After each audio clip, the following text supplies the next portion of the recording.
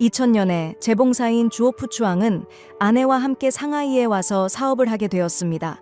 돈을 벌고 싶었던 그는 가장 빠른 방법으로 인신매매를 선택했습니다. 주오프 추앙이 처음으로 팔아넘긴 사람은 그의 아내인 람씨였습니다. 이후 그는 아내를 통해 농촌에서 상하이로 일하러 온 많은 사람들과 친구가 되었습니다. 주오프 추앙은 상하이에 처음 온 젊은 여성들에게 아내가 몸을 팔아 돈을 버는 인생의 가치를 실현했다고 이야기하며 유혹했습니다. 믿지 않는 사람들에게는 강간, 폭행, 누드 사진 촬영, 동영상 촬영 등을 통해 협박했습니다. 심지어는 그 소녀들의 민감한 부위에 주오프 추앙의 전문 상품이라는 문신을 새기기도 했습니다. 그는 소녀들을 손안에 쥐고 지배했습니다. 일정 수의 여성들을 모은 후 주오프 추앙은 작은 2개의 미용실을 임대하여 여성들이 일할 수 있게 했습니다. 이 두 미용실에서는 거래가 150 위안에 불과했으며 여성들은 수익을 나누지 않고 모두 주오프 추앙에게 내야 했습니다.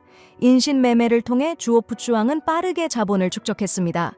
그는 부동산 임대업으로 전환하였고 부하들을 고용해 보호를 받으면서 1000개 이상의 임대 상점을 무비용으로 지배했습니다. 상하이에 20년 가까이 거주한 그는 10억 위안 이상을 벌어들였습니다. 그러나 이러한 보호는 법적으로 인정받지 못하므로 주오프 추앙은 자신의 여성들을 이용해 뇌물을 주며 거대한 인맥을 구축했습니다. 그러나 이들은 하층의 인맥일 뿐 고위 관료들은 자주 미용실에 출입할 수 없었습니다.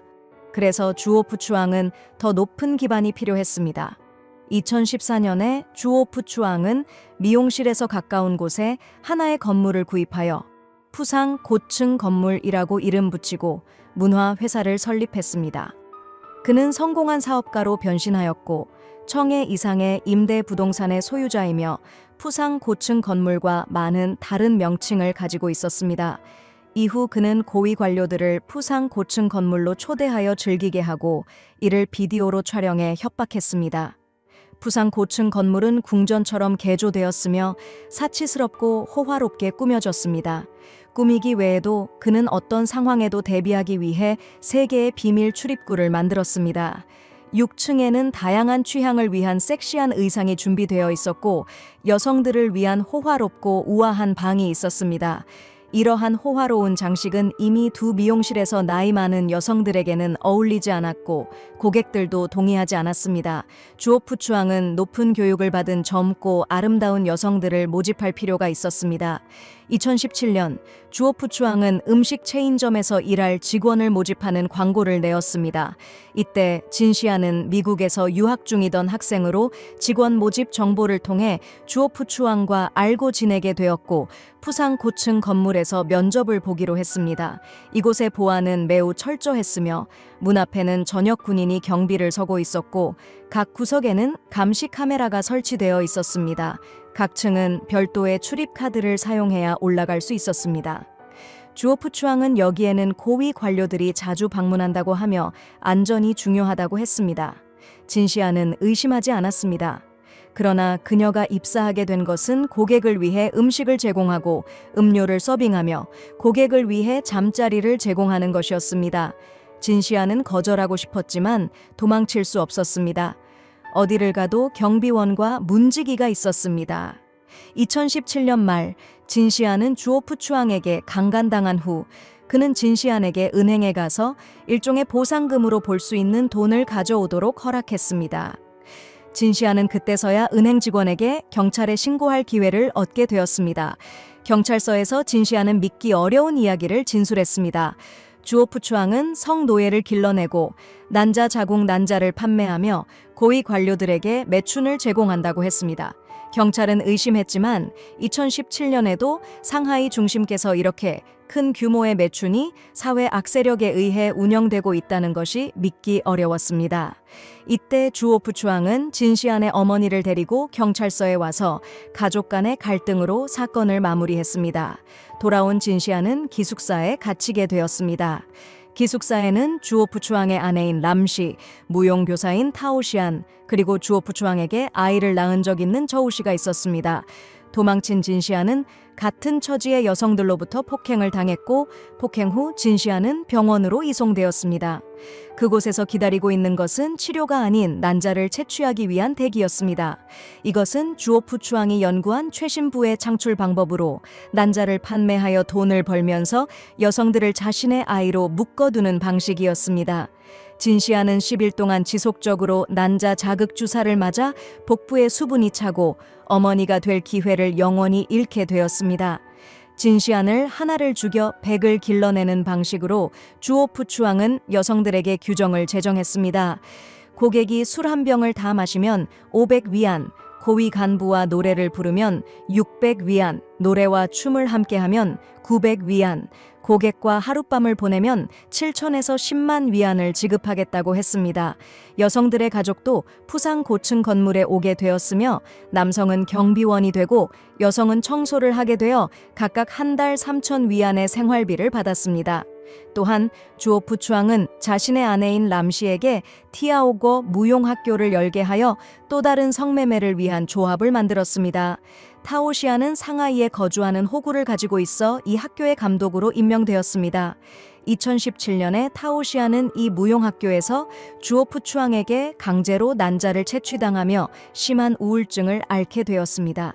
주오프 추앙은 타오시안의 어머니의 딸에 대한 사랑을 이용해 그녀에게 손자의 호구를 만들어주도록 강요했습니다. 상하이의 호구를 얻자 주오프 추앙은 타오시안에 대한 감시를 느슨하게 했습니다. 2017년 말 타오시안은 푸상 고층 건물에서 도망칠 기회를 잡았습니다. 발견되자 주오프 추앙은 그녀의 나체 사진을 여러 곳에 배포하며 고향으로 데려가겠다고 협박했습니다. 주오프 추앙의 단계적인 위협으로 인해 타오시안은 결국 결단을 내리게 되었습니다. 2018년 11월 타오시안과 그녀의 어머니는 상하이 기율위원회에 처음으로 고발하였습니다. 주오프 추앙이 여성을 강간하고 파괴하며 돈과 성으로 관료를 부패시킨다고 고발했습니다. 그러나 이 고발장은 중요하게 다루어지지 않았습니다. 2019년 초 타오시안은 경찰서에 가서 주오프 추앙에게 강간당했다고 신고하며 이혼을 요구했습니다. 그때서야 강간 사건이 성립되었습니다. 2019년 3월 토이티엔과 트리우 퓨 추옹의 이혼 재판이 열렸다. 재판 중 트리우 퓨 추옹은 매우 거만하게 전 과정에서 고개를 숙이고 핸드폰을 만지작거렸다. 왜냐하면 그는 내부 경로를 통해 재판의 진행 방향을 이미 알고 있었기 때문이다. 한편 토이티엔은 단호하게 재판장을 떠나 위챗을 통해 티리우 피우 추옹의 장기적인 뇌물수수와 매춘에 대한 여러 고발 글을 보냈고 많은 정부 관료와 공무원, 경찰의 이름도 나열했다. 그때 중앙검찰단이 상하이에 도착했으며 결국 트리우 푸 추옹의 보호망이 무너졌다. 2019년 3월 24일 티에우쿠아 부동산 회사는 해산되었고 푸상 빌딩의 모든 직원들이 해고되었다. 트리우 푸 추옹은 행운을 믿으며 상하이에 남아 있었다. 2019년 5월 5일 법치위원회 비서인 루 디엠이 그를 사무실로 불러 빨리 도망가라. 상부에서 덫을 치려고 한다고 말했다. 이후 티리우 푸 추옹은 4명의 여성 친구와 함께 강소성 고향으로 도망쳤지만 그 다음 날 체포되었다. 판결에 따르면 2012년부터 2019년 6월까지 추옹은 상하이 9개 구역에 걸쳐 1,300개 이상의 장소에서 임대 사업을 운영하여 총 수익 9억 7천만 위안 이상을 올렸다. 2014년 6월부터 사건이 발각될 때까지 이 조직은 80사건의 사기, 15건의 강제거래, 사건의 갈취, 5건의 소란 행위를 저질렀다. 1심 재판에서 티리우 푸 추옹은 사형을 선고받았으며 10개의 범죄에 대해 집행이 유예되었다. 그는 조직 및 범죄 집단의 수고에 강간, 사기, 소란, 강제거래, 갈취, 도난, 매춘 조직, 성매매, 뇌물수수 등의 혐의로 기소되었다. 나머지 37명의 피고인들은 2.5년에서 20년의 징역형을 선고받았으며 그중 여러 전처나 그의 자녀가 있는 여성들도 8.5년에서 20년의 징역형을 선고받았다. 이 사건에서 13명의 공무원 및 국유기업 관리자가 18개월에서 17년의 징역형을 선고받았다.